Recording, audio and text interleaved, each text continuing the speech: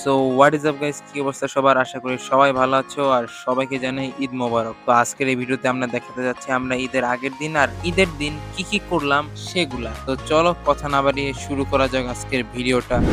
আজকে 16 তারিখ, কোরবানি ঈদের আগের দিন, আর আমরা রওনা হচ্ছি ইস্টার্ন হাউজিং গরুর হাটে। এখন আমরা যাচ্ছি আমাদের বাসা পলাশনগর থেকে ইস্টার্ন হাউজিং গরুর হাটে। তো হাটে এসে দেখলাম এখানে অনেক পিকআপ রিজার্ভ করা আছে, এছাড়াও অনেকে গরু নামাচ্ছে, গরুগুলা বাঁধছে, আবার এখানে ছাগল, তারপরে ভেড়া এগুলা ছিল, আবার অনেকে হাসিল ঘরে এসে তাদের গরুর হাসিল দিয়ে যাচ্ছে। এছাড়াও গরুগুলো সুন্দর করে একের পর এক বাঁধা ছিল, যেটা খুবই সুন্দর লাগছিল। তো যাই হোক, এখন আমরা গরু পছন্দ করছি। এবার আসলে গরু থাকলেও গরুর প্রাইস, তারপরে সাইজ, এগুলোর সব রেশিও ঠিক রেখে বাছাই করা আসলে অনেক মুশকিল হয়ে দাঁড়াইছে। আর তাই আমরা এখনো গরু খুঁজতেছি, কিন্তু আমাদের কাঙ্ক্ষিত পছন্দের গরু পাচ্ছি না। আবার কখনো কখনো সাইজের সাথে আসলে প্রাইসটা মিলে না, যার জন্য আমাদের আবার চলে আসতে হয়। আসলে ক্যামেরায় না বোঝা গেলেও আজকে অনেক রোদ প্লাস গরম হয়েছে, আর আজকে আমরা ছাতাও আনি নাই। আর পছন্দ মতো গরু পাওয়ার জন্য এই গরম আর প্রাইজের এলোমেলো ভাবটা আসলে আরো চ্যালেঞ্জিং করে ফেলছে। ফাইনালি আপনাদেরকে আমি একটা খুশির খবর শোনাই, আমরা আমাদের পছন্দের গরু পেয়ে গেছি। সাইজ, বাজেট সব মিলা ওভারঅল সব ঠিক ছিল। আর এখানে এখন টাকা গণনা করা হচ্ছে সব ওভারঅল ঠিক আছে কিনা, আর অল্প কিছুক্ষণের মধ্যেই ছেড়ে দিবে। আর ব্যাপারীও খুব খুশি ছিল। এখন আমাদের এই গরুর হাসিল দিয়ে নিয়ে যেতে হবে বাসায়, অর্থাৎ প্রায় 9 থেকে 10 কিলোমিটার পথ পাড়ি দিতে হবে হাইটা হাইটা। আমার খুবই ভয় লাগতেছে এখন, যে আমার পরে আবার রাতের বেলা পা ব্যথা হয় কিনা। এখন আমরা গরুর হাসিল দিতে যাচ্ছি, সেই সাথে গরুর একটা মালা কিনে ফেললাম। আর এই দেখেন, গরু পাগলামিও শুরু করে দিল। আর আমরা এই কাগজে আমাদের গরুর দাম লিখে নিয়েছি, এক পাশে 80, অন্য পাশে 76। না না না না না, এটা কিছু না। আহা, কোন সময় যে স্ক্রিনশটটা নিলাম। যাই হোক, এখন আমরা পায়ে হেঁটে এই গরুটাকে আমাদের বাসা পর্যন্ত নিয়ে যাব। এবারে আমি প্রথমবারের মতো হাট থেকে গরুকে বাসা পর্যন্ত নিয়ে আসতেছি।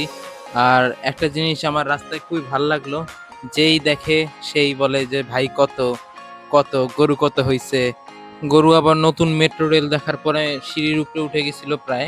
তবে আমরা আবার নিয়ে আসছি, কারণ ওকে ট্রেনের টিকিট দিবে না। যাই হোক, বাকিরাও হাট থেকে রিক্সা নিয়ে আমাদের কাছে এসে পড়েছে। আর এখন আমরা আমাদের সেই প্রাইজের যেই বোর্ডটা ছিল সেটা সবাইকে দেখায় দেখায় যাচ্ছি। খুবই ভালো লাগতেছিল, ওই সময় একটা আনন্দকর পরিস্থিতি তৈরি হয়েছিল। এই জিনিসটা আসলে আমার খুব ভালো লাগছে, যখন কেউ গরুর দাম জিজ্ঞাসা করে তখনই আমরা এটা দেখায় দিই, আর অনেকে হাসে, আবার অনেকে মতামত দেয় যে হ্যাঁ, খুবই ভালো একটা আইডিয়া করছেন। ফাইনালি 8-10 কিলোমিটার হাঁটার পরে আমরা আমাদের গরুটা বাসায় নিয়ে আসি, আর সেটাকে বাসার নিচে গ্যারেজে রেখে দিই। তো আমাদের কোরবানির প্রিপারেশন শেষ। এখন বিকালবেলা মামা ছুরি, দাও, কাঁচি, তারপরে বটি এগুলা ধার দিচ্ছে। সন্ধ্যাবেলায় ছোট মামাতো বোন সাফা হাতে মেহেন্দি দিল। আর সেই সাথে আমাদের কোরবানির আগের দিনের ব্লগ শেষ। সবাইকে ঈদ মোবারক। আজকে সকালে আমরা সবার প্রথম আমাদের কাজ হচ্ছে গরুকে গোসল করানো। তো প্রথমে আমরা আমাদের ঘরের বাইরে গরুকে নিয়ে আসলাম, তারপরে মামা উপর থেকে পাইপ নিয়ে গরুকে গোসল করাতে শুরু করলো। গরুর গোসল শেষ হলে আমরা নিজেদের গোসল সেরে বের হয়ে যাই মসজিদের উদ্দেশ্যে। আর আজকে মসজিদের নামাজ শেষ করে আমরা বের হয়ে যাই আবার আমাদের বাসার উদ্দেশ্যে কোরবানি দেওয়ার জন্য। বাসায় এসে পড়লাম, এখন গরুকে কোরবানি দেওয়ার জন্য প্রস্তুতি নেওয়া হচ্ছে। গরুর 4 পা বেঁধে ফেলা হলো, এখন আল্লাহু আকবার বলে আমরা কোরবানি শুরু করব।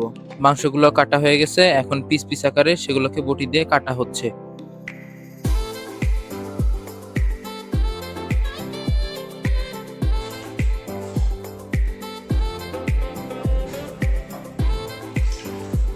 মাংস কাটা হলে আমি এক এক বালতি করে নিয়ে আসছি এবং তারা সেগুলোকে মিক্স করে ফেলছে। মাংসগুলোকে পিস পিস করে কাটা হয়, আর আমি সেগুলোকে আবার উপরে নিয়ে আসি।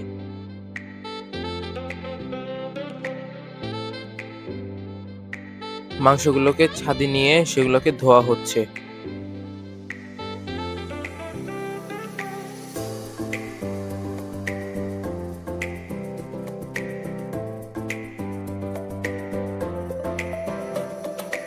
ওকে, সো আমাদের গরুর মাংস রেডি হয়ে গেছে, এখন খালি খাওয়ার পালা।